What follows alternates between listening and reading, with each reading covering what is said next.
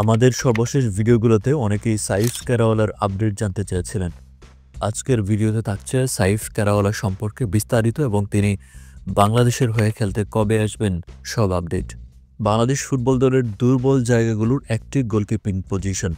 বিগত সময়ে জিকু মিতুলরা নিজের সবটুকু উজাড় করে দিলেও কোনো কোনো ক্ষেত্রে তার যথেষ্ট ছিল না, যার সবচেয়ে বড় কারণ হতে পারে তাদের উচ্চতা।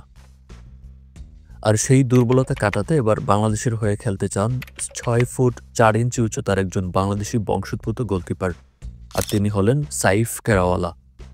28 বছর বয়সী এই গোলকিপার খেলতে চান বাংলাদেশের হয়ে। অরিজিন বাংলাদেশকে এমনটাই জানিয়েছেন তার এজেন্ট।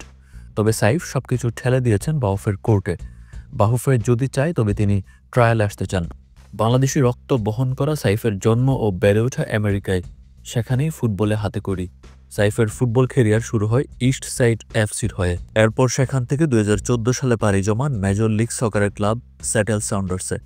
ক্লাবটির সিনিয়র টিমের হয়ে কোনো ম্যাচ খেলতে না পারলেও খেলেছেন ক্লাবটির রিজার্ভ টিমে, যেটি আমেরিকান থার্ড টায়ার লিগ।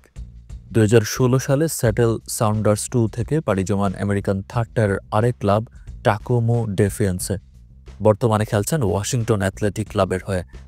বাংলাদেশের প্রেক্ষাপটে বলতে গেলে সাইফের ক্যারিয়ার বেশ সমৃদ্ধ, আর তাই এমন একজন দীর্ঘদেহী গোলকিপারকে ট্রায়ালে এনে কাছে থেকে দেখা যেতেই পারে। প্রিয় দর্শক, আপনি কি মনে করেন সাইফ কারাওয়ালাকে ট্রায়ালের সুযোগ দেওয়া উচিত কিনা? জানান আমাদের কমেন্ট বক্সে।